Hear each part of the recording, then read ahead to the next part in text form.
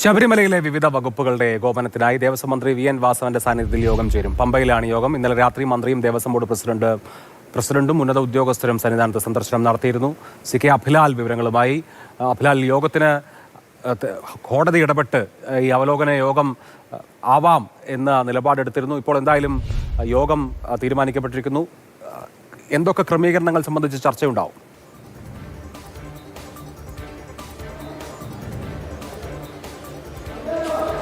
ശബരിമല മണ്ഡല തീർത്ഥാടന കാലത്തിന്റെ ആദ്യത്തെ 3 ദിവസങ്ങളിൽ വലിയ തോതിലുള്ള ഭക്തങ്ങളുടെ ഒഴുക്കാണ് ശബരിമല മേഖലയിലേക്ക് ഉണ്ടായത്. അങ്ങനെ അനിയന്ത്രിതമായി കൂടി ആളുകൾ എത്തിയതോടുകൂടി നിയന്ത്രണങ്ങൾ ആകെ പാളുന്ന സ്ഥിതിയാണ് ഉണ്ടായത്. മണിക്കൂറുകൾ തീർത്ഥാടനത്തിന്റെ ആദ്യ ദിശയിൽ തന്നെ അയ്യപ്പ ഭക്തർക്ക് ക്യൂ നിൽക്കേണ്ട സ്ഥിതി ഉണ്ടായി. അങ്ങനെ വലിയ തോതിൽ ആദ്യത്തെ ദിവസങ്ങളിൽ തീർത്ഥാടനം വലിയ പ്രശ്നമയമായി മാറുന്ന സ്ഥിതിയാണ് ഉണ്ടായത്. അങ്ങനെ അവസാന ഘട്ടത്തിൽ ഹൈക്കോടതി നേരിട്ട് ഇടപെടുകയും വെർച്വൽ ക്യൂ ബുക്കിങ്ങിന് പുറമെയുള്ള സ്പോട്ട് ബുക്കിംഗ് 5000 എന്ന് നിജപ്പെടുത്തുകയും ചെയ്തിട്ടുണ്ട്. അത് തിങ്കളാഴ്ച വരെയാണ് അതിൻ്റെ സമയപരിധി. ഇതിനിടയിൽ ഇത്തരത്തിലുള്ള നിയന്ത്രണത്തിന് ഏതൊക്കെ തരത്തിലുള്ള അയവുകൾ വരുത്താം, അതല്ലെങ്കിൽ കൂടുതൽ നിയന്ത്രണങ്ങൾ ഏതൊക്കെ മേഖലയിൽ ഉണ്ടാവണമെന്നത് സംബന്ധിച്ച് ഒരു അവസാനഘട്ട പ്ലാനിങ്ങിന് വേണ്ടിയാണ് ഇന്ന് പ്രത്യേക യോഗം വിളിച്ചിട്ടുള്ളത്.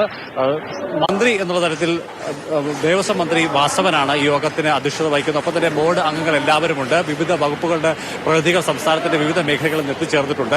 പ്രശ്നങ്ങൾ ഏതൊക്കെയാണ്, അതിന് പരിഹാരം എന്തൊക്കെയാണ് എന്നത് സംബന്ധിച്ചുള്ള അവസാനഘട്ട കൂടിയാലോചനയാണ് ഉണ്ടാവുന്നത്.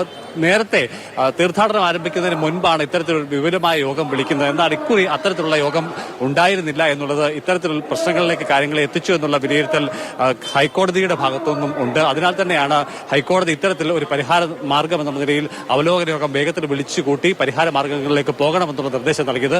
അതിന്റെ പശ്ചാത്തലത്തിലാണ് ഇപ്പോൾ യോഗം ആരംഭിച്ചിരിക്കുന്നത്. ഏറെക്കുറെ 1.5 മണിക്കൂർ സമയം യോഗം ഉണ്ടാകുമെന്ന് കരുതപ്പെടുന്നുണ്ട്. തെരഞ്ഞെടുപ്പുമായി ബന്ധപ്പെട്ട പെരുമാറ്റച്ചട്ടങ്ങൾ നിലനിൽക്കുന്നതിനാൽ ഔദ്യോഗികമായി കാര്യങ്ങൾ മന്ത്രി വിശദീകരിക്കാൻ സാധ്യതയില്ല.